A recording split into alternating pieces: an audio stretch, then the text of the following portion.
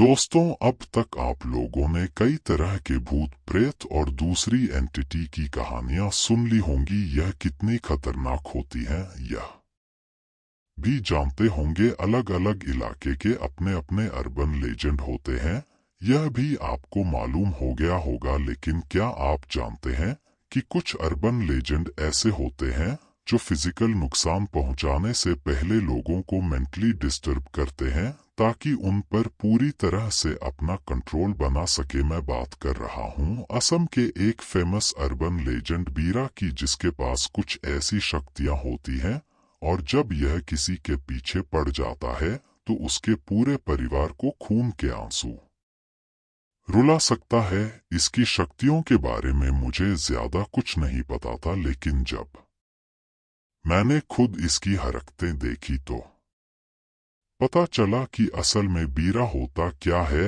असल में यह बात है नवंबर 2011 की, जब मैं असम गया था। असल में मैं चाचा जी के पुराने घर पर कुछ दिनों के लिए गया हुआ था। वहाँ मेरे चाचा चाची और कजन आर्यन रहते थे। तो बात तब की है जब ठीक मेरे चाचा जी के घर के बगल में एक नया परिवार रहने के लिए आया हुआ था। मुझे याद है रात का समय था और मैं अपने भाई आर्यन के साथ घर के बाहर बैठे हुए आग सेक रहा था। तभी अचानक एक गाड़ी चाचा जी के घर के बगल वाले घर के सामने आकर रुकी। तो आर्यन ने मुझे बताया कि वह घर किराए पर देने के लिए था और कई महीनों से वह घर खाली था। उस नए परिवार के आने से पहले जो परिवार उस घर में रहता था वह रातों रात अचानक वहां से चला गया, जिसकी वजह किसी को नहीं पता। अब मैंने देखा कि उस गाड़ी से 7-8 लोग बाहर निकले। उनमें 3 आदमी थे,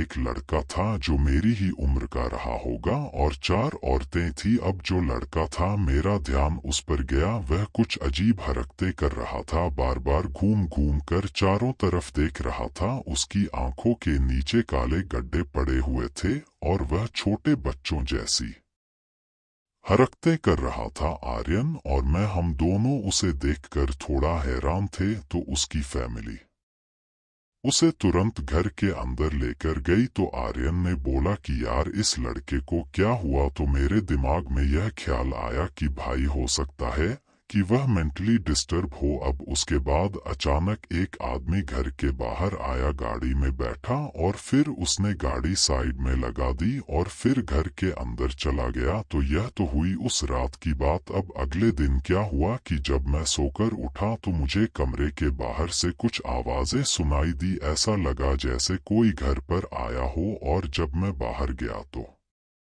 मैंने देखा कि जो पड़ोस में नया परिवार आया हुआ था वह लोग घर आए हुए थे और चाचा चाची से बात कर रहे थे। तो मैं भी वहीं बैठ गया और उनकी बातें सुनने लगा। मुझे पता चला कि वह जो लड़का था वह सच में दिमागी रूप से बीमार था और उसका नाम था देव। देव के परिवार में उसके दादा दादी, मम्मी पापा और चाचा चाची और उसकी ताई थे। देव के ताऊ जी गुजर चुके थे। उनके परिवार में देव के अलावा और कोई भी बच्चा नहीं था, इसलिए वह घर में सबका चाहता था। ऊपर से दिमागी हालत खराब होने के कारण वो लोग उसका और ज्यादा ख्याल रखते थे। अब उस समय चाचा जी को किसी का कॉल आ गया और चाची थोड़ा नाश्ता पानी लेने के लिए किचन में चली गई। तो उन लोगों के साथ केवल मैं ही बैठा था। तो उन्होंने अचानक से मुझसे एक बात पूछी, बेटा तुम जानते हो हमारे आने से पहले जो परिवार किराया वाले घर में रहता था वह अचानक रातों रात भाग क्यों गया। तो मैंने कहा कि नहीं, मुझे तो इस बारे में कुछ नहीं पता। तो उन्होंने बोला कि जब वह लोग यहाँ शिफ्ट होने वाले थे तो उन्हें मकान मालिक ने कॉन्ट्रैक्ट के पेपर पर साइन करवाया, जिसमें लिखा था कि अब अगले 9 साल तक वह लोग इस घर को नहीं छोड़ सकते और अगर उन्होंने छोड़ना चाहा तो भी उन्हें 9 साल का रेंट देना होगा। अब मुझे यह बात थोड़ा अजीब लगा और मैंने हैरानी से पूछा कि क्या आपने यह बात मान भी ली, तो उन्होंने कहा कि हाँ, हमें यह अच्छी लगी, तो अब हम यहाँ से जाने नहीं वाले, इसलिए हमने उसकी बात मान ली। तभी आर्यन बाहर आया, उसने देखा कि पड़ोसी यहाँ आए हुए हैं, तो वह भी मेरे साथ आकर बैठ गया। अब उन लोगों ने आर्यन से पूछा, बेटा तुम तो बचपन से यही रह रहे हो, तो तुम पहले वाले पड़ोसियों को जानते होगे जिनके बेटे ने सुसाइड कर लिया था? यहाँ भाई साहब, मैं यह जानकर काफी हैरान था। आर्य ने इसके बारे में मुझे नहीं बताया था। तूने उनसे कहा? जी हाँ हाँ, मैं जानता था उस लड़के को, वह मेरा बहुत अच्छा दोस्त था, लेकिन जब वह मेंटली डिस्टर्ब रहने लगा तो उसके बाद से उसने मेरे साथ बातचीत भी छोड़ दी। वह अपने घर से निकलता भी नहीं था। कई बार मैं उनके यहाँ भी गया, लेकिन उसने कहा कि वह मुझसे अब नहीं मिलना चाहता। फिर कुछ दिनों के बाद पता चला कि उसने सुसाइड कर लिया। आर्यन की यह बातें सुनने के बाद मैंने डिसाइड किया कि इस बारे में मैं आर्यन से बाद में सब कुछ पता करूंगा। तभी चाचा चाची भी आ गए और थोड़ी देर बातें करने के बाद वह लोग घर से चले गए। अब रात के समय खाना खाने के बाद मैंने आर्यन से उस लड़के के बारे में पूछा, तो आर्यन ने बताया कि यार वह बहुत ही हंसम किस्म का लड़का था। उसका नाम था शालीन। दोस्तों के साथ वक्त बिताना, हमेशा जोक सपाट करना उसकी जैसे हॉबी थी। लेकिन पता नहीं क्या हुआ, अचानक उसे जो वह सभी दोस्तों से दूर हो गया। उसने सबसे बात करनी भी बंद कर दी, हमेशा घर में कैद रहने लगा। कई बार उसके घर में रात में लड़ाई झगड़े की आवाज आती थी, तो आर्यन को लगा कि भाई घर के झगड़ों की वजह से शालीन ऐसा हो गया है। फिर एक दिन अचानक आर्यन को उस घर से चीखने चिल्लाने की आवाज सुनाई दी, और जब वह चाचा जी के साथ उस घर में पहुंचा तो उसने शालीन की लाश देखी। उसके मम्मी पापा ने बताया कि वह मेंटली डिस्टर्ब रहने लगा था और उसने साइड कर लिया। उसके बाद उसी रात को अचानक शालीन की फैमिली भी न जाने कहां चली गई। फिर वह घर कई महीनों से बंद रहा और अब देव और उसकी फैमिली यहाँ रहने आई थी, और कोइंसिडेंस से देव भी मेंटली स्टेबल नहीं था। मेरा ध्यान इसी बात पर गया कि वह सच में घर के झगड़ों के कारण मेंटली डिस्टर्ब था या बात कुछ और थी जो सबसे छुपी हुई थी। मैंने सोचा कि एक बार मैं उस घर में जाकर जरूर देखूंगा कि देव की क्या हालत है।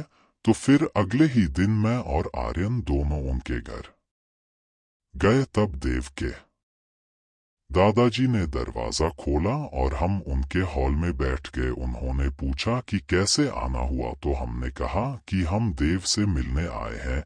उन्होंने हमें पहले हैरत से देखा और कहा कि वह अपने कमरे में है। अब हुआ यह कि हम उसके कमरे में गए और उसने हमें देखा। पहले तो वह हमसे डर गया, लेकिन जब हमने बातचीत शुरू की तो वह भी हमसे अच्छे से बात करने लगा। उसकी हरकतें बच्चों जैसी थी, यानी दिमाग उसका 10 से 12 साल के बच्चे जितना ही विकसित हो पाया था।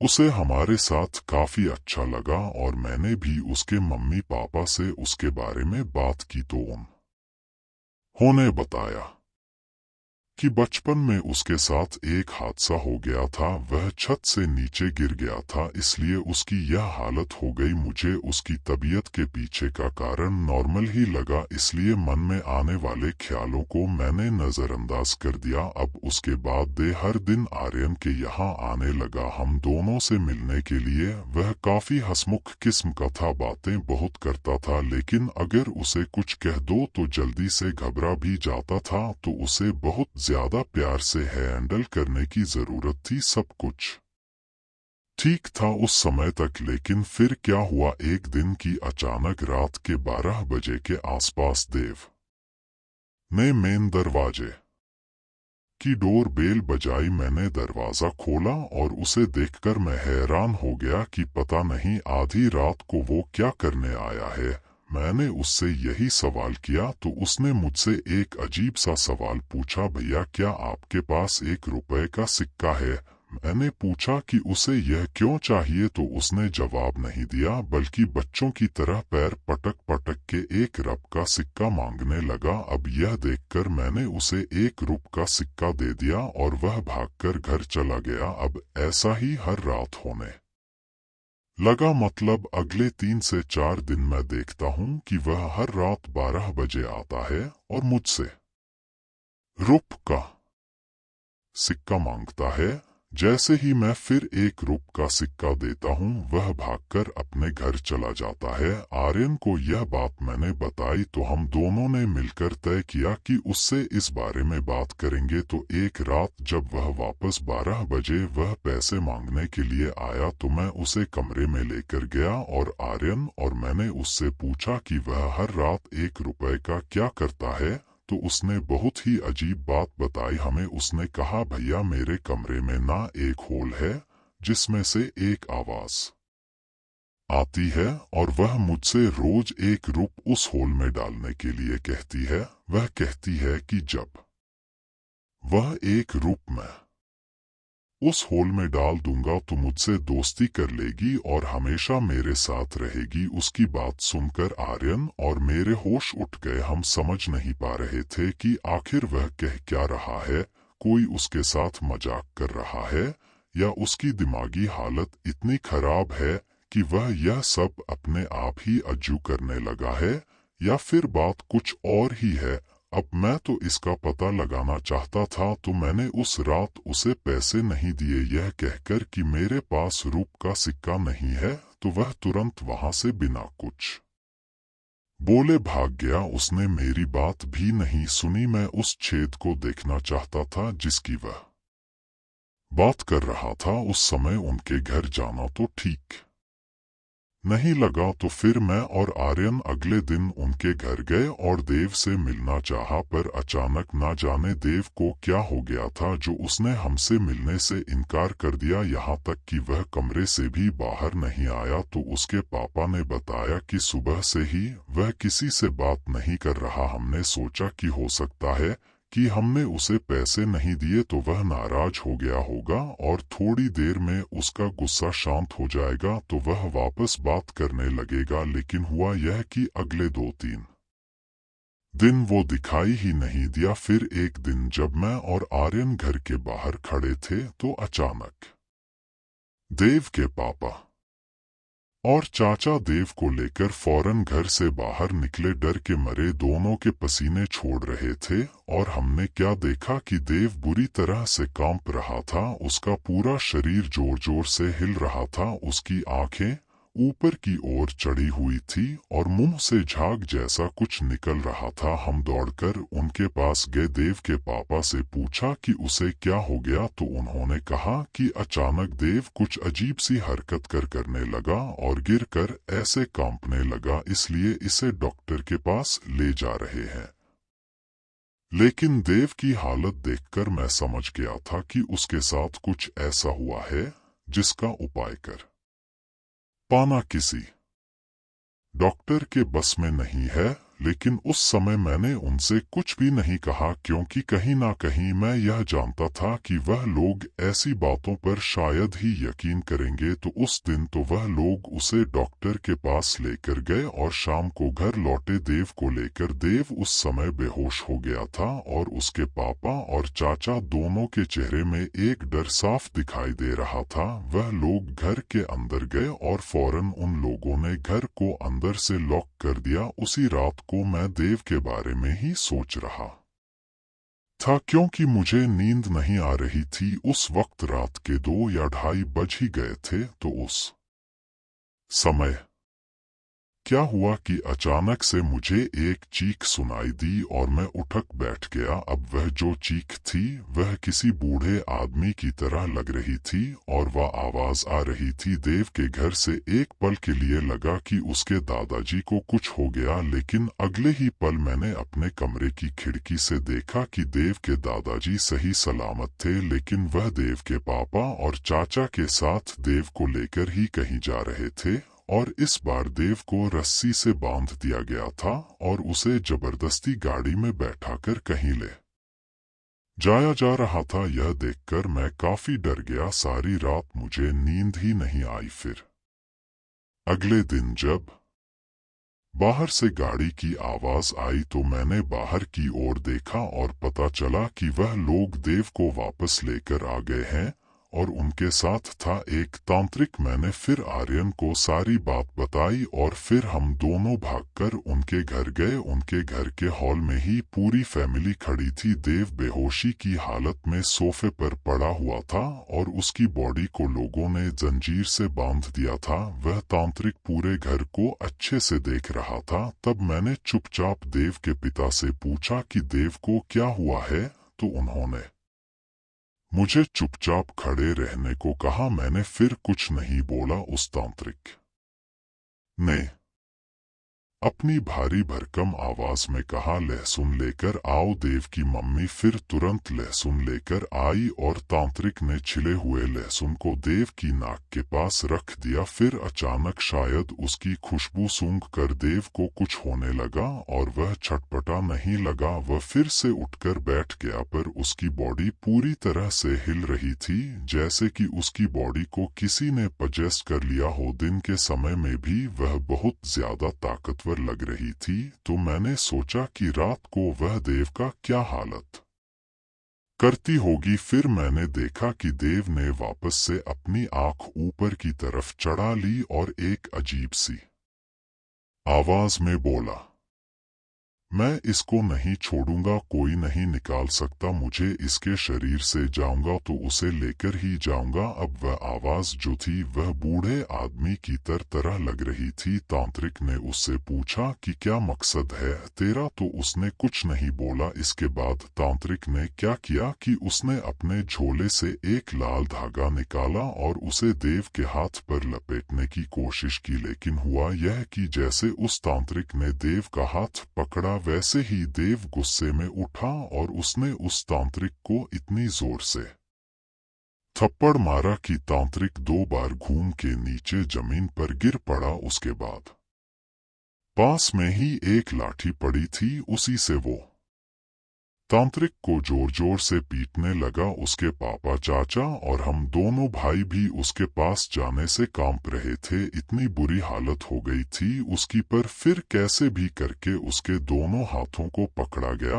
और उसे खींचकर कमरे में ले जाया गया। तांत्रिक की हालत बहुत खराब हो गई थी, वह भी डर के मारे कांप रहा था। देव के पापा ने उनसे कुछ करने को कहा जिससे वह ठीक हो जाए, लेकिन तांत्रिक इतना घबरा गया कि उसने झाड़ फूक करने के लिए साफ इनकार कर दिया। उसने बोला, यह मेरे बस की बात नहीं है। देव के अंदर जो शैतानी आत्मा है वह बहुत ही ज्यादा खतरनाक है। अगर उसे निकालने की कोशिश की गई तो वह सामने वाले को मार भी सकता है। वह टाइम जो था तब मैं बस कुछ लोकल स्पिरिट्स के बारे में ही जानता था, जैसे कि भूत प्रेत, निशाचर, पिशाच, डाक डाकिनी, बस उनके बारे में ही मुझे पता था। तो मैंने तांत्रिक से पूछा कि जो आत्मा देव के अंदर है क्या उसके बारे में आपको कुछ पता है। तो तांत्रिक ने बताया कि असम के लोक कथाओं में एक शैतानी शक्ति बहुत ज्यादा प्रसिद्ध है और जैसा वह देव को देख पा रहा है उसे देखकर ऐसा लगता है कि उसके अंदर वही शैतान है और उस शैतान का नाम है बीरा। यह एक ऐसा शैतान है जो उन लोगों के साथ इवॉल्व होता है जो दिमागी रूप से बहुत कमजोर होते हैं, या फिर ऐसे लोग जिसके ऊपर वह जल्दी हावी हो सकता है, जैसे कि कोई छोटा बच्चा जो उसकी बातों में जल्दी आ जाए, या कोई बूढ़ा आदमी जो तन और मन दोनों से कमजोर हो गया हो। क्योंकि यह जो शैतान है वह यही कोशिश करता है कि वह अपने शिकार के बहुत नजदीक आ जाए, मतलब पहले उनके साथ कनेक्ट हो जाए और फिर उनके दिमाग में हावी होकर उससे वह सारे काम करवा सके जो वह चाहता है। यह शैतान मारपीट भी कर सकती है और जिसके ऊपर हावी हो जाए उसकी जान भी ले सकती है। अब वह तांत्रिक तो वहां से भाग गया यह बोलकर कि वह देव को ठीक नहीं कर सकता। उसके बाद पूरा परिवार परेशान होकर बैठ गया कि अब क्या करें, कैसे इस बीरा को भगाया जाए। दूसरी तरफ देव भी आउट ऑफ कंट्रोल हो रहा था, तो देव के चाचा जी ने कहा कि वह किसी ओझा को जानते हैं जो शायद बीरा को भगा सकता है। तो वह उस ओझा को लेने के लिए तुरंत चले गए। उनके जाने के बाद हम सब जब वहां खड़े थे, तब आर्य ने देव के पापा से पूछा कि अचानक यह सब कैसे हुआ। कुछ दिन पहले तक तो देव नॉर्मल था। तो उसके पापा ने बताया कि कुछ दिन पहले से ही उन्हें देव के बर्ताव में एक अजीब सा बदलाव नजर आने लगा। वह नॉर्मली बच्चों की तरह जल्दी से खाना नहीं खाता था, लेकिन कुछ ही दिनों से वह इतना ज्यादा खाने लगा है कि उसे देखकर सब हैरान हो गए। पूरे महीने का राशन जो पूरे परिवार के लिए आता था, वह एक ही दिन में अकेला देव खत्म कर देता था। और तब से उन्हें लगा कि देव के साथ जरूर कुछ गड़बड़ है। फिर धीरे धीरे देव के बर्ताव में और बदलाव दिखे, जैसे कि गुस्सा करना, हर बात पर दांत किटकिटाना, बड़ों से बदतमीजी करना। एक बार तो देव ने गुस्से में आकर अपनी ताई के ऊपर हाथ भी उठाने की कोशिश की। फिर कल सुबह के समय अचानक वह जोर जोर से कांपने लगा। उसकी आंखें चढ़ गई और मुंह से झाग निकलने लगा। तो उसे डॉक्टर के पास लेकर गए, पर डॉक्टर ने कहा कि वह इस चीज का इलाज नहीं कर पाएंगे, क्योंकि भाई साहब उन्हें बीमारी ही समझ नहीं आई। फिर को वो अचानक जोर जोर से चीखने लगा, बिल्कुल अजीब सी आवाज में, कमरे की हर चीज को तोड़ने फोड़ने लगा। मतलब वह पूरी तरह से आउट ऑफ कंट्रोल हो गया। इसलिए उसे तुरंत तांत्रिक के पास ले जाया गया, लेकिन तांत्रिक भी कुछ नहीं कर पाया। उसके बाद जो हुआ वह सब तो मैं और आर्यन दोनों देख ही रहे थे। अब थोड़ी ही देर बाद देव के चाचा उस ओझा को लेकर आए और उन्होंने देव के कमरे का दरवाजा खोला। हमने देखा कि देव पलंग पर आंखें चढ़ाकर बैठा हुआ था और इधर उधर कुछ देख रहा था। तो वह जो ओझा थे वह तुरंत कमरे के अंदर गया और उसने अंदर से दरवाजा बंद कर दिया। अंदर से कोई आवाज नहीं आ रही थी, न जाने अंदर क्या हो रहा था और वह ओझा क्या कर रहा था। फिर करीब आधे घंटे के बाद देव कमरे से तुरंत भागकर बाहर निकला और सीधे जाकर अपने पापा के पीछे छुप गया। उस समय वह बिल्कुल नॉर्मल लग रहा था। फिर वह ओझा बाहर आया। हमें लगा कि उसने देव को ठीक कर दिया होगा, लेकिन जब हमने उस ओझा को देखा तो यार हमारे पैरों तले जमीन ही खिसक गई। अब हुआ यह कि ओझा की आंखें चढ़ी हुई थी और वह गुस्से में दांत किटकिटाना लगा था। वह ओझा भी एक भयानक हंसी हंसने लगा और फिर वैसे ही बूढ़े आदमी की आवाज में बोला ना मैं कहीं नहीं जाऊंगा, किसी को नहीं छोड़ूंगा मैं। हम सब उसे देख रहे थे। इतने में ही अचानक से वो ओझा गिर पड़ा और तुरंत फिर से देव वापस से जड़ हो गया और हंसने लगा। भाई साहब क्या हो रहा था यह बात किसी को समझ नहीं आ रही थी, बस सब बुरी तरह डरे हुए थे। अब वह ओझा वापस उठा। वह काफी कमजोर हो गया था बीरा की वजह से, लेकिन उसने बोला इस बीरा को भगाने के लिए अनुष्ठान करना होगा, यह ऐसे नहीं जाएगा। सब लोगों ने कहा कि जो करना है बस कर दो जल्दी से और देव को बचा लो। तो उस रात तक सारे अनुष्ठान की तैयारी हो गई और तब तक देव को कमरे में ही बंद रखा गया था ताकि वह किसी को नुकसान ना पहुंचा पाए। इसके बाद रात में हम सब उस अनुष्ठान को देख रहे थे। देव को खींचकर अनुष्ठान में बैठाया गया। उसके हाथ पैर जंजीर से बांध दिए गए थे, लेकिन उसके बाद भी उससे डर लग रहा था। अब हुआ यह कि ओझा ने बताया कि असल में बीरा इसी घर में डेरा डाले हुए था और जो भी इस घर में आएगा उसके ऊपर बीरा हावी हो ही जाएगा। अगर मान लो कि पूरा परिवार बिल्कुल दिमागी रूप से ठीक है तो बीरा परिवार के उस मेंबर को चुनेगा जिस पर हावी आसानी से हुआ जा सके, और फिर वह किसी भी तरीके से उसे दिमागी रूप से कमजोर करने की पूरी कोशिश करेगा, किसी भी तरीके से उसके नजदीक आने की कोशिश करेगा। और जब वह मेंबर उससे बातें करने लगेगा तो धीरे धीरे बीरा उसके दिमाग में कब्जा कर लेगा और वह करवाएगा जो वह करना चाहता है। तो अब हमें समझ आया कि पहले वाला परिवार घर छोड़कर आखिर गया क्यों था। शायद उन्हें भी यह बात पता चल गई होगी। अब उस समय देव के पूरे परिवार ने भी फैसला कर लिया कि देव के ठीक होते ही वह लोग वहां से चले जाएंगे, भले ही उन्हें मकान मालिक को 3 साल का रेंट देना पड़े। फिर अनुष्ठान जारी रखा गया। कई घंटे लग गए इस अनुष्ठान में, और जैसे जैसे वह ओझा मंत्र बोल रहा था वैसे वैसे देव के अंदर हलचल बढ़ रही थी। वह ऐसे बर्ताव कर रहा था जैसे कि उसके शरीर के एक एक हिस्से को खींच कर निकाला जा रहा हो। तो होता यह है कि कई घंटों के अनुष्ठान के बाद अचानक देव नीचे गिर पड़ा। सब सुनने खड़े हुए थे, सोच रहे थे कि अब क्या होने वाला है। फिर रोजा ने देव की आंखों को खोल कर देखा, उसकी नब्ज को चेक की और पता नहीं कुछ मंत्र वगैरह बोले, हाथ में लाल रंग का धागा बांध दिया और फिर बोला कि देव के शरीर से बीरा निकल गया है और अब वह ठीक है।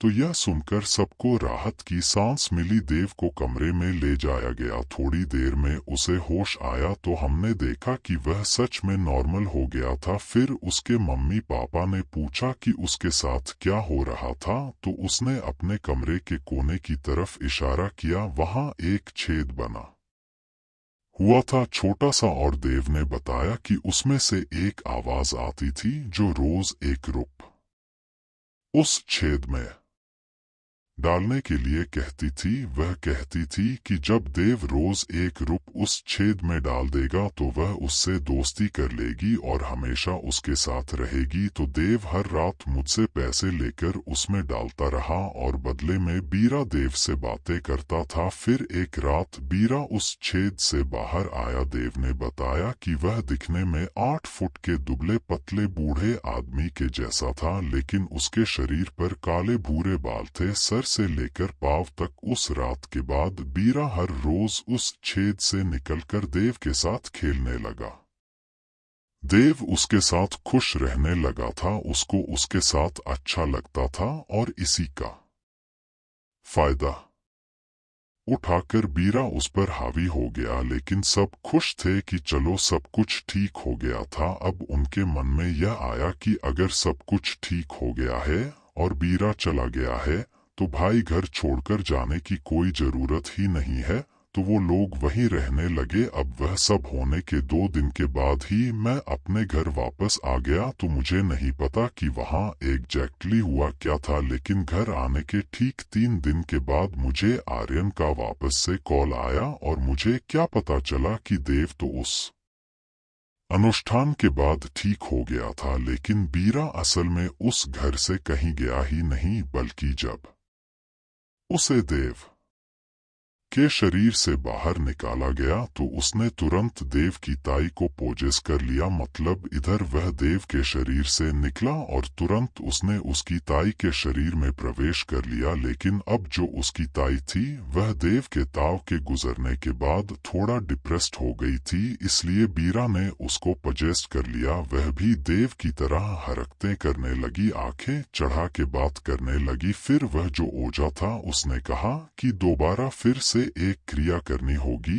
जिससे कुछ पल के लिए बीरा को कमजोर किया जाएगा और ठीक उसी समय पूरे परिवार को उस घर से तुरंत निकलना होगा। तो फिर दोबारा क्रिया की गई। उस क्रिया में बीरा के ऊपर कई तंत्र मंत्र फूके गए और फिर उसको इतना कमजोर बना दिया गया कि कुछ देर के लिए उसे शांत होना पड़ा और देव के ताई के शरीर से निकलना पड़ा। फिर जब तक वह शांत था तब तक देव की पूरी फैमिली 3 साल का रेंट भरकर तुरंत वहां से चली गई। उस घर से निकलने के बाद वह लोग कहाँ गए यह तो हमें नहीं पता, लेकिन ठीक 2 महीने के बाद एक बड़ा खुलासा हुआ। वह यह कि देव के परिवार के जाने के बाद एक और परिवार उस घर में किराए पर रहने के लिए आया था, जिससे उस घर के मालिक ने सेम एग्रीमेंट पर साइन करवाया। अब हुआ यह कि उस परिवार के एक मेंबर को बीरा ने पजेस्ट कर लिया, तो उसे ठीक करने के लिए उस मेंबर को लेकर किसी अच्छे बड़े अघोरी के पास लेकर गए। वह लोग काफी सालों से उस अघोरी के टच में थे और वह अघोरी बहुत ही सीधा घोरी थे। तो उन्होंने बताया कि असल में यह सब करने वाला उस घर का मालिक ही है, जिसने बीरा को पाला हुआ है। बीरा एक ऐसी एंटिटी है जो अपने मालिक के लिए पैसे कमाने के दरवाजे खोल देती है। तो यह घर का मालिक क्या करता था कि जब भी उसे कोई नया किराएदार मिलता था तो वह उनसे 3 साल वाले एग्रीमेंट में साइन करवाता था और फिर बीरा को कहता था कि वह परिवार के किसी भी मेंबर को पजेस्ट करके उन्हें वहां से भगाने के लिए मजबूर कर दे, ताकि एक ही बार में उसे 3 साल का रेंट मिल जाए। इस तरह वह पैसे कमाने के लिए बीरा को पालता था और बदले में बीरा को सिर्फ ढेर सारा खाना देना होता था। लेकिन जब यह बात नए किराएदारों को पता चली तो वह लोग मकान मालिक की जान लेने पर उतर आए। उस अघोरी ने तो उस पजेस्ट मेंबर को ठीक कर दिया और मकान मालिक को अपनी जान बचाने के लिए कुछ ही महीनों के लिए वहां से गायब होना पड़ा। लेकिन उसके बारे में यह सारी बातें फैल गई तो जब नया किराएदार आता था तो पहले से उन्हें उस मकान मालिक की करतूत के बारे में लोगों से पता चल जाता था। फिर कोई भी उस घर में रहना नहीं चाहता था। उसके बाद उस मकान मालिक ने क्या किया, वह कहाँ गया, वह अपने बीरा का इस्तेमाल कहाँ और कैसे कर रहा था, यह किसी को नहीं पता चल पाया। पर तब से लेकर अब तक उसका वह किराया वाला मकान अभी भी खाली पड़ा हुआ है। तो यह थी बीरा की सच्ची कहानी, जिसे मैंने अपनी आंखों से देखा है। तब मुझे पता चला कि असल में ईरा होता क्या है और यह क्या क्या कर सकता है। तो दोस्तों, कैसी लगी आपको यह कहानी कमेंट में जरूर बताना। और आप लोग काफी दिनों से बोल रहे थे कि भाई कोई रियल इंसिडेंट लेकर आओ, कोई रियल स्टोरी लेकर आओ। तो लो, फाइनली आज मैं आपके लिए रियल स्टोरी लेकर आया। तो प्लीज यार, अगर आप लोगों को अच्छा लगा तो इसे शेयर करना और हाँ, सब्सक्राइब जरूर करना। तो चलिए मिलते हैं आपसे अगली वीडियो में। तब तक के लिए टेक केयर, गुड नाइट दोस्तों। मेरा नाम नितिन है, मेरी उम्र 55 साल है। आज जो मैं आपको बताने जा रहा हूँ, इस घटना को बीते 25 साल हो गए, लेकिन आज भी जब वह घटना मैं याद करता हूँ तो मेरा दिल जोर जोर से धड़कता है। मैं यही कहूँगा कि जो मेरे साथ हुआ वह किसी और के साथ ना हो। तो मेरे साथ आखिर क्या हुआ था जिसने मेरा सब कुछ छीन लिया? तो चलिए बताता हूँ। यह उन दिनों की बात है जब मैं 30 साल का था और मैं बिहार के एक गांव भोजपुर का रहने वाला हूँ। उस वक्त मेरी शादी भी हो गई थी और मेरा एक 7 साल का लड़का भी था। उस जमाने में कम उम्र में ही लड़के और लड़कियों की शादी कर दी जाती थी। तो मैं बच्चों को होम ट्यूशन पढ़ाया करता था। बहुत बच्चे पढ़ने भी आते थे। बच्चों को पढ़ाने के बाद मैं और मेरा दोस्त विनय रोज चाय के दुकान पर जाकर बातें करते थे। एक दिन मैंने बोला, भाई चलना यार, बहुत गर्मी है, जाके नदी में तैर के आते हैं। तो विनय ने कहा, अरे भाई मुझे तैरना नहीं आता यार। तो मैंने कहा, अबे मैं किस लिए हूँ, चल सिखा दूंगा, बहुत आसान है। वो मेरी बात मान गया। इसके बाद हम दोनों नदी के पास पहुँचे और अपने कपड़े उतार कर मैंने पानी में छलांग लगा दी। लेकिन विनय दूर बैठा था। मैंने उसको बुलाया तो वह डरते हुए फिर पानी में आया। मैंने उसको सिखाना चालू किया और थोड़ी देर के बाद वह थोड़ा बहुत सीख भी गया था। तो उसको भी मजा आने लगा। हम लोग पानी में काफी देर मौज मस्ती करते रहे और देखते देखते शाम हो गई। तो मैंने कहा, चल यार विनय, बहुत देर हो गई है और थोड़ी देर में रात होने वाली है। लेकिन उसने कहा, अरे रुक ना भाई, अभी तो सीखा हूँ, थोड़ी देर और तैरने दे। उसकी बात सुनकर मैंने कहा, चल ठीक है भाई, थोड़ी देर और तैर लेते हैं। देखते देखते 1 घंटा हो गया और अब 7 बजने वाला था, तो मैंने कहा, भाई अब बहुत देर हो रही है, मैं अपने घर जा रहा हूँ। यह कहकर मैं अपने कपड़े पहनने लगा, लेकिन विनय मेरी बात को ध्यान ना देते हुए वह और तैरना चाहता था। यह देखकर मुझे गुस्सा आया और मैंने कहा, अबे यार, तू पानी से बाहर आ रहा है या फिर मैं अकेले ही घर जाऊं? तो उसने हंसते हुए बोला, अरे हाँ हाँ भाई, तू चला जा घर, मैं थोड़ी देर और तैर, मुझे तो बहुत मजा आ रहा है।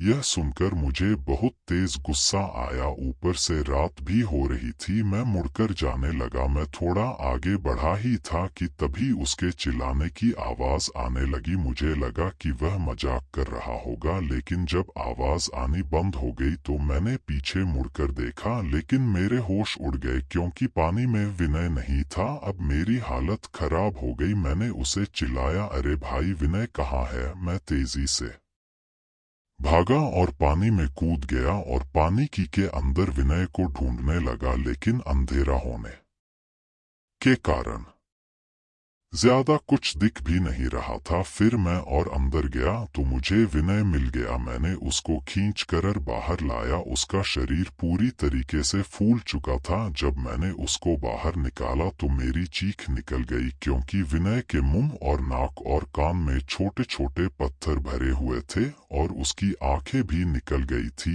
यह नजारा देख मैं गांव की तरफ भागा और गांव वालों को सब बात बता दी, तो सभी यह देखने के लिए नदी के पास आए और कुछ लोग तो डर के वहां से भाग गए। विनय के परिवार का रो रो के बुरा हाल हो गया था। अगली सुबह विनय का अंतिम संस्कार किया गया, लेकिन पूरे गांव में यह बात फैल गई कि विनय को इतनी बेरहमी से सिर्फ पंडोबा मार सकता है और कोई नहीं। पंडोबा पानी का पिशाच होता है। हमारे बुजुर्ग लोग पनडुब्बी सुनाते रहते थे, लेकिन कोई उनका यकीन नहीं करता था। लेकिन अब लोग पनडुब्बा की ही बातें करते रहते थे। देखते देखते इस बात को 10 से 15 दिन हो गया। एक दिन मैं ट्यूशन पढ़ाकर उसी नदी वाले रास्ते से आ रहा था, तभी मुझे उसी नदी के पास विनय बैठा हुआ दिखाई दिया। यह देखकर मैं उसके नजदीक जाने लगा। फिर मुझे वह पंडोब का ख्याल आया तो मैं वहां से भागने लगा, लेकिन तभी विनय ने मेरा पैर पकड़ लिया और मुझे पानी के अंदर खींचने लगा। उसके हाथ की पकड़ इतनी मजबूत थी कि मैं चाहकर भी वहां से हिल भी नहीं पाया और मैं पानी के अंदर डूबता चला जा रहा था। लगभग पानी मेरे गले तक आ गया था। मैं डूबने ही वाला था कि तुरंत 4-5 ट्यूशन के बच्चे भागते हुए मेरे पास आए और मुझे बाहर खींचने लगे। मैं जैसे तैसे बाहर तो आ गया, लेकिन एक बच्चा पानी में गिर गया। एक गला हुआ हाथ उस बच्चे का सर का बाल पकड़कर उसे पानी के अंदर खींचने लगा, लेकिन वह इतना डरावना हाथ देखकर मेरे अंदर हिम्मत नहीं हुई कि मैं पानी के अंदर जाकर उस बच्चे को बचा सकूं। तभी वहां पर काम करने वाला किसान, जो कि उस बच्चे का बाप था, वह भाग के आया और उस बच्चे को बचाने के लिए पानी में कूद गया, लेकिन वह भी ऊपर नहीं आया। बाप बेटा दोनों पंडोब का शिकार हो गए। यह देखकर मैं बहुत ज्यादा डर गया था और मुझे बहुत अफसोस भी हुआ कि जो बच्चे मुझे बचाने आए उनमें से एक मेरे कारण मर गया। मेरी वजह से दो जान गई। मैं यही सोचते सोचते रात भर रोता रहा। फिर अगली सुबह लोगों की चीखने और चिल्लाने की आवाजें आने लगी। सब नदी के पास गए तो वहां जाकर जो मैंने देखा उसे देखकर मेरा दिल धड़कना ही बंद हो गया, क्योंकि उस बाप बेटे के मुंह में उनके खुद के कपड़े ठोसे हुए थे और उनके नाक और कान में बहुत सारे छोटे छोटे कंकड़ भरे हुए थे। साथ ही उनकी पूरी उंगलियां टूटी हुई थी और उनकी लाश पानी के ऊपर उल्टा तैर रही थी। कुछ लोग लाश बाहर निकाल कर ले आए, हालांकि वह भी पानी में नहीं जाना चाहते थे, लेकिन उनका अंतिम संस्कार करने के लिए कुछ लोग हिम्मत करके लाश को बाहर लेकर आए। उस दिन 2 लाशों का अंतिम संस्कार किया गया और गांव में बोल दिया गया कि कोई भी इंसान उस नदी के पास से नहीं गुजरेगा। ऐसे ही कुछ दिन बीत गए। हमारे गांव में एक लड़का रहता था जिसका नाम गोपाल था। वह मेरे घर से 4 घर छोड़कर रहता था और वह मेरा बहुत अच्छा दोस्त था। वह एक लड़की से प्यार करता था। वह लड़की भी हमारे गांव में रहती थी। दोनों एक दूसरे से बहुत प्यार करते थे और अक्सर वो दोनों गांव वालों से छुप छुप कर मिला करते थे। एक दिन शाम के वक्त वो लड़का काम करके वापस घर आया तो उसने उस लड़की से उसी नदी किनारे मिलने को बुलाया था। गांव में इतना बड़ा हादसा हुआ था, लेकिन उन दोनों को पंडोबा पर विश्वास नहीं था, क्योंकि उन लोगों को लगता था कि यह गांव वालों का वहम है। उन दोनों ने उस शाम मिलने का फैसला किया और दोनों उसी नदी किनारे बैठे बातें कर रहे थे। पनडुब्बी वहां कोई आता जाता नहीं था, तो इन दोनों प्रेमियों के लिए इससे अच्छी बात और क्या हो सकती थी। उन लोगों को वहां बैठे 20 मिनट ही हुआ था कि गोपाल ने कहा, मैं टॉयलेट करके आता हूं, और इतना बोलकर वह थोड़ी दूर झाड़ियों के पीछे जाकर हल्का होने लगा। जब थोड़ी देर के बाद वह वापस वहां गया तो क्या देखता है कि उसकी प्रेमिका वहां नहीं है। यह देखकर वह हैरान हो गया। उसने उसे चारों तरफ ढूंढा, लेकिन वह कहीं नहीं मिली। अब उसने उस लड़की को आवाज लगाना शुरू कर दिया, फिर भी उस लड़की का कोई जवाब नहीं आया। अब उसकी आंखों में आंसू भर आए थे कि तभी पानी में कुछ हलचल हुई। उसने जब पानी में देखा तो उसी लड़की का हाथ आधा बाहर आया, क्योंकि जो कड़ा गोपाल ने उस लड़की को दिया था उसके हाथ में वही कड़ा था। और थोड़ी देर के बाद वह लड़की का चेहरा भी बाहर आ गया। वह उसे बचाने के लिए बुला रही थी। यह देख वह घबरा गया और जैसे ही वह पानी में उसे बचाने के लिए कूदने वाला था कि तभी उसके पीछे से एक ऐसा चेहरा आया जिसे देखकर गोपाल बहुत ज्यादा डर गया। वह शैतान इतना ज्यादा घिनौना लग रहा था कि गोपाल की हिम्मत ही नहीं हुई कि वह पानी में कूदकर उसे बचा सके। इसके बाद पांडु ने उस लड़की का सर पकड़ा और उसे पानी के अंदर लेकर चला गया। यह देखकर उसका रो रो कर बुरा हाल हो गया था। थोड़ी देर के बाद जब वह रोता हुआ गांव आया तो उसने पूरे गांव वालों को यह किस्सा सुनाया। गोपाल की हालत बहुत ही ज्यादा खराब हो गई थी, क्योंकि वह उस लड़की से बहुत प्यार करता था। वह रोते हुए अपने घर गया और उसने फांसी लगा ली। यह गांव वालों के लिए बहुत दुख भरा माहौल था और मुझे भी यह जानकर बड़ी तकलीफ हुई, लेकिन धीरे धीरे वक्त गुजरता गया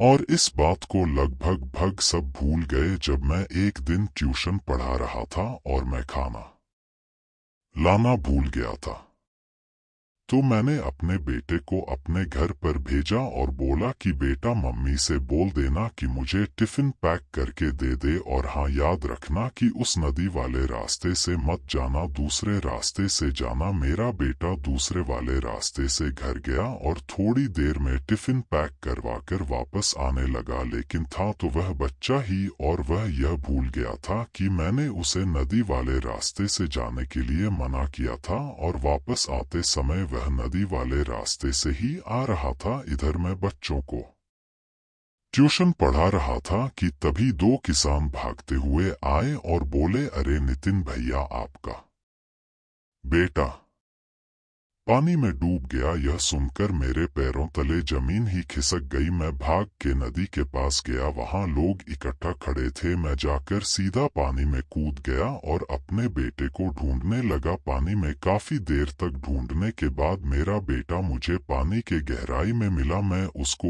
ऊपर लेकर आया और तब तक मेरी बीवी भी वहां पर आ गई थी। जब मैं उसे बाहर लेकर आया तो सभी मेरे बेटे की लाश को देखकर हैरान हो गए थे, क्योंकि मेरे बेटे की दोनों आंखें गायब थी और उसके गले से वोकल कॉर्ड निकला हुआ था। अब तक उस पानी में डूब के जितने भी लोगों की हत्या हुई थी, उनमें से सबसे खतरनाक हादसा मेरे बेटे के साथ हुआ था। जब मेरी बीवी ने अपने बेटे की इस तरह हालत देखी तो वह सदमे के कारण उधर ही बेहोश हो गई और उसकी मौत हो गई। मेरे आंखों के सामने मेरा पूरा परिवार खत्म हो गया था। अब मैं पूरी तरह से अकेला हो गया था। दिन भर शराब पीकर लेटा रहता था। अब मेरी जिंदगी में कोई खुशी नहीं थी, इसलिए मैंने आत्महत्या करने का सोचा और चल पड़ा नदी के पास। लेकिन रास्ते में मेरे भाई ने मुझे रोक लिया और कहा, बड़े भैया क्या हालत हो गई है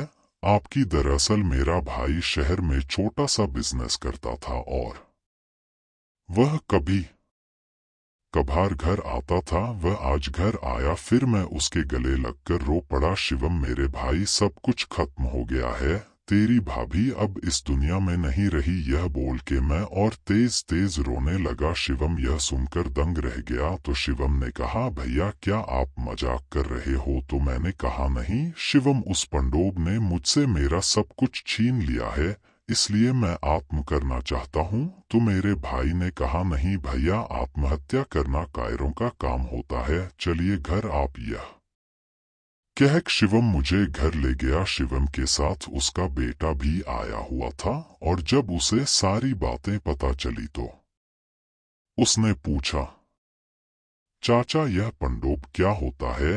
तो मैंने बोला, सागर बेटा, वह एक पानी का शैतान होता है। इतना बोलकर मैं रोने लगा तो शिवम बोला, भैया होने को कौन टाल सकता है?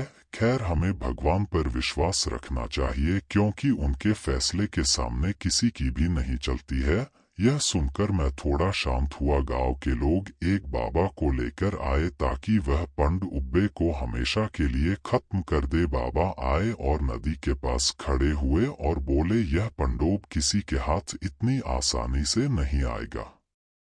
अगर आएगा तो साथ में मौत लेकर आएगा, परंतु एक रास्ता है जिसके जरिए हम पनडुब्बी को पानी के बाहर आने के लिए मजबूर कर सकते हैं। सब लोग पूछने लगे, क्या रास्ता है बाबा, बताइए। तो बाबा बोले, पंड दुब्बेड लड़के को अमावास की रात नदी के पास जाना होगा और उसे लालच देकर बाहर बुलाना होगा। यह सुनकर गांव वाले घबरा गए। बाबा बोले, डरिए मत, सिर्फ उस लड़के को उस नदी से थोड़ी दूर खड़े रहना होगा। पनडुब्बी बहाने से उसको पानी में बुलाने की कोशिश करेगा, लेकिन उस लड़के को पानी में नहीं जाना है, बल्कि पंडोब को पानी से थोड़ा बाहर आने पर मजबूर करना है। जब वह थोड़ा सा बाहर आएगा तो झाड़ियों में कुछ लोग छुपे रहेंगे और जैसे ही वह पंडोब व उस लड़के को खींचने बाहर आएगा, तभी वह सभी लोग जोर जोर से हनुमान चालीसा बोलना चालू कर देंगे। ध्यान रहे, यह काम तभी करना है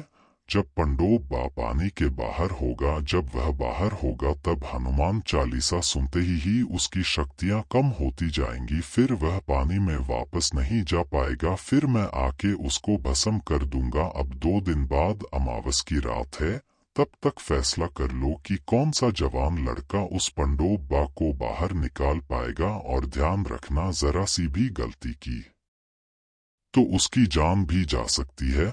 तभी मैंने कहा, बाबा क्या मैं जा सकता हूँ, क्योंकि मुझे उससे बदला लेना है, क्योंकि उसने मेरे पूरे परिवार को मार डाला। यह सुनकर बाबा बोले, नहीं बिल्कुल नहीं, क्योंकि पंडुबा तुम्हें पहचान चुका है और हमें किसी ऐसे लड़के को भेजना होगा जिसने पंडुबा को अभी तक ना देखा हो और ना ही पांडुबा ने उसे देखा हो। तो तुम लोग किसी ऐसे लड़के को ढूंढो जिसने पांडुबा को ना देखा हो, ठीक है?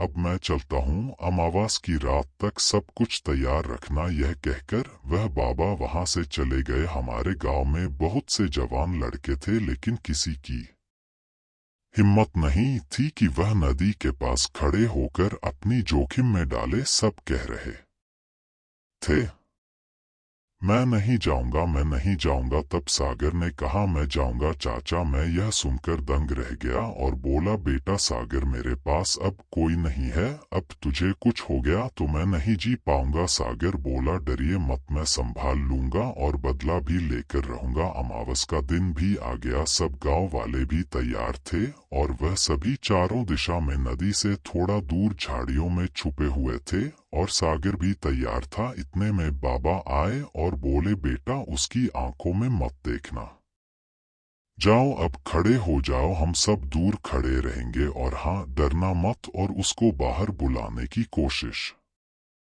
करना, बाकी सब हम देख लेंगे। यह सुनकर सागर ने हाँ में सर हिलाया और नदी के पास जाकर थोड़ी दूर खड़ा हो गया। सागर खड़ा रहकर इंतजार करता रहा। गांव वाले सब छुपे हुए थे। इतने में पानी में हलचल होने की आवाज आई। सागर एकदम घबरा गया, लेकिन वह वहीं खड़ा रहा। फिर पानी में कुछ दिखा। सागर ने गौर से देखा तो वह उसका छोटा भाई था। यह देख सागर हैरान हो गया। सागर बोला, अरे अजय, तू जिंदा है? बाहर आजा। अजय की आवाज आई, भैया आप आइए अंदर, कुछ भी नहीं होगा।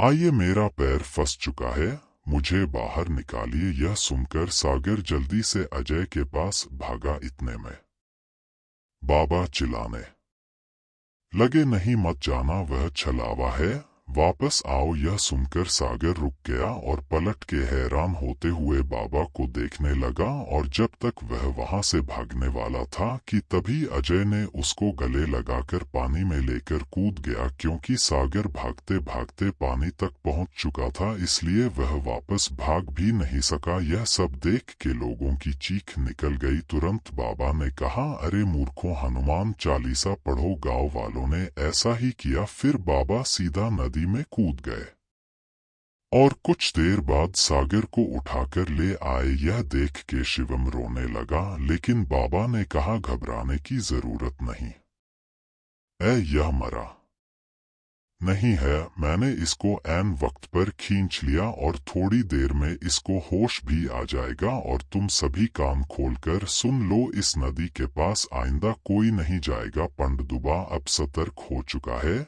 वह बाहर नहीं आएगा, इसलिए हम उसको खत्म नहीं कर सकते। इसलिए एक बड़ी सी दीवार यहाँ पर खड़ी कर दो ताकि इस रास्ते से गुजरने वाले पर उसकी नजर ना पड़ सके। इतना बोलकर बाबा वहां से चले गए। फिर मेरा भाई भी अपने शहर वापस चला गया। कोई भी तांत्रिक बाबा इन पंडोब बा का सामना नहीं कर सकता है।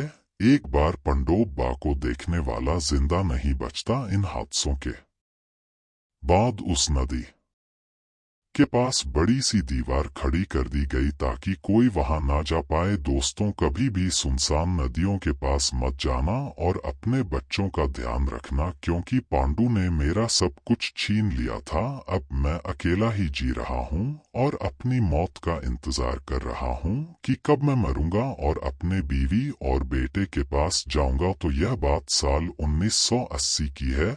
दरभंगा में एक छोटा सा गांव था जहां पर एक छोटा सा तालाब हुआ करता था। उस तालाब में कई लोगों की डूब के मौत हुई थी, इसलिए शाम के समय में उस तालाब के पास जाना मना था। असल में शाम के समय में उस तालाब के पास कोई भी नहीं हुआ करता था, बिल्कुल सुनसान रहती थी वह जगह। और जब से लोगों के डूब के मरने की खबर आने लगी थी, तब से लोग वहां जाने से कतराते थे। असल में उस वक्त मैं और यह सदाराम, हम दोनों ही उसी गांव में रहते थे। हमारा ननिहाल जो था, वह हमारी अम्मा ने हमें उस तालाब के पास जाने से साफ मना कर रखा था, लेकिन उस वक्त हमें इसका कारण पता नहीं था। वहां पर एक और मेरा जिगरी दोस्त था, भीमा, बहुत ही ज्यादा बदमाश था। वह किसी की बात नहीं मानता था, हमेशा वह करता था जो उसके मन में आता था, और यही कारण था जो उसे ले डूबा। उस साल गर्मी के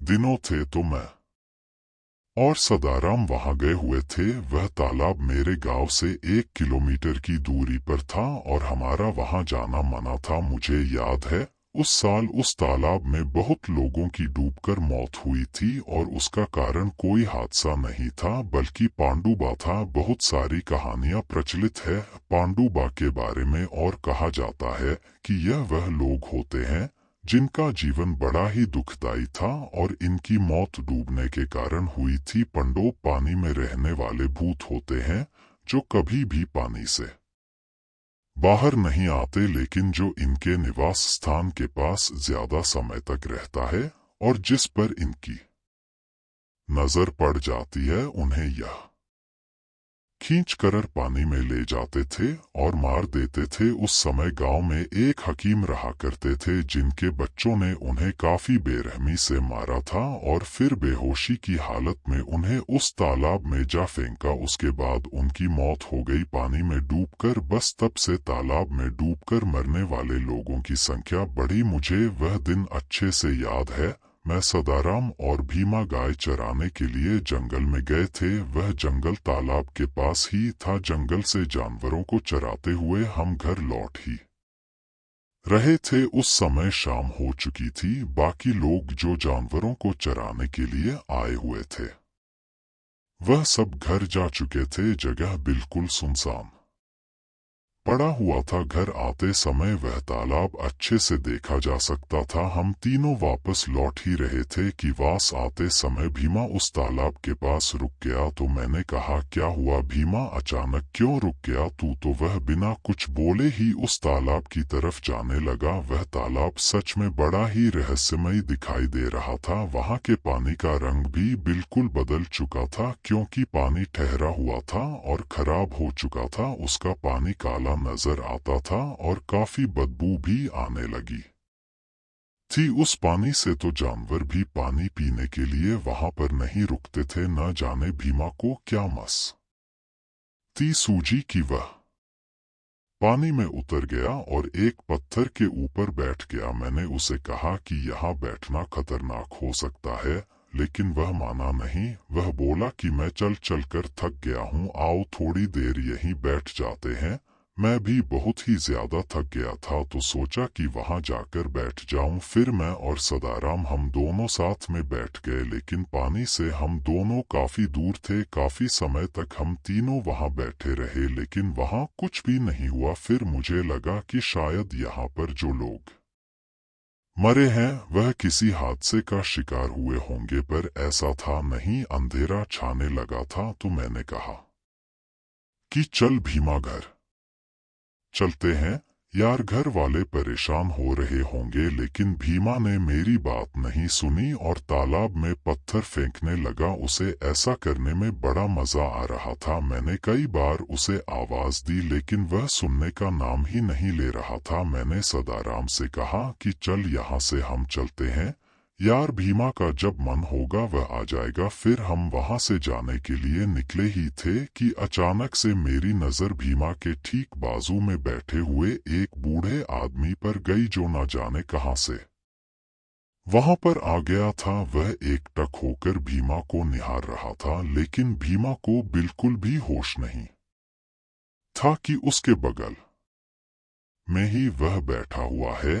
अचानक से उस बूढ़े आदमी ने भीमा का ध्यान अपनी तरफ खींचने के लिए कहा, मुझे सुट्टा चाहिए। भीमा ने झट से उसकी तरफ देखा और उसके चेहरे का रंग उड़ गया। उस बूढ़े आदमी के चेहरे पर कोई भाव नहीं था, वह बस उसे घूरे जा रहा था और बार बार यही कह रहा था कि उसे सुट्टा चाहिए। मैं और सदाराम भी डर गए थे और हमारे मुंह से कोई भी आवाज नहीं निकली। भीमा डर के मारे हमारी तरफ देखने लगा। उसने कहा, बचाओ मुझे, बचाओ। भीमा खड़ा होकर हमारी तरफ भागते हुए आ ही रहा था कि कुछ कदम चलने के बाद ही उस बूढ़े आदमी ने उसका पैर खींच लिया। मां मुंह के बल गिर पड़ा। फिर उस बूढ़े आदमी ने उसका पैर पकड़कर पानी की तरफ खींचा। भीमा मदद के लिए चिल्लाने लगा। उस समय हम बच्चे थे, हमें कुछ समझ नहीं आया कि हम क्या करें। बस एक बात दिमाग में आई कि हम अपनी जान बचा कर वहां से भाग जाए। तो हमने वैसा ही किया। हम भाग निकले वहां से गांव जाने के लिए, ताकि किसी को मदद के लिए बुला सके। भीमा की चीख सुनाई देती रही हमें, लेकिन डर के मारे पीछे देखने की हिम्मत ही नहीं हुई। हम गांव गए और गांव वालों को सब कुछ बताया। भीमा के घर वाले भागते हुए तालाब के पास गए और साथ में हम सब भी थे। जब हम वहां पहुंचे तो देखा कि पानी फिर से बिल्कुल शांत हो चुका है, मानो कुछ देर पहले वहां पर कुछ हुआ ही नहीं था। हमने आसपास अच्छे से छान मारा, लेकिन हमें भीमा कहीं नहीं मिला, यहाँ तक कि उसका शरीर भी नहीं। उसके घर वालों का तो रो रो के बुरा हाल हो गया था। सब यही कह रहे थे कि पंडू भीमा को ले गया। शायद जिस हकीम की मौत हुई थी उसी की आत्मा को हमने देखा था। भीमा की तरह ही कई लोग उस तालाब में डूब कर मरे। एक और किस्सा है इस पंडू का। असल में हमारे उसी गांव में जयंत नाम का एक लड़का रहा करता था, जो उम्र में हमसे 5 साल बड़ा था। जिस साल भीमा की मौत हुई उसी साल उस हादसे के कुछ दिन बाद जयंत ने भी पंडोब को देखा था। उसी तालाब के पत्थर पर बैठे हुए उस पनडुब्बी ने जयंत से भी सुट्टा मांगा। जयंत ने हमें बताया था कि उसकी हालत भी उस समय बहुत ही ज्यादा खराब हो गई थी। जब उसने उस पनडुब्बे को देखा तो उसे लगा कि वह भी मर जाएगा, लेकिन उसने होशियारी से काम लिया। उसने ऐसा बर्ताव किया जैसे कि उसने पंडोब को ना तो देखा है और ना ही उसकी आवाज सुनी। जब उसने ऐसा किया और बार बार पनडुब्बे अंदाज किया तो पंडोब को वहां से खाली हाथ चुपचाप जाना पड़ा। सब उसकी यह बात सुनकर हैरान रह गए थे। तब से यह बात कही जाने लगी कि जब भी पंडोब से सामना हो तो ऐसे बर्ताव करना चाहिए कि कोई वहां है ही नहीं। ऐसा करके ही अपनी जिंदगी बचाई जा सकती है।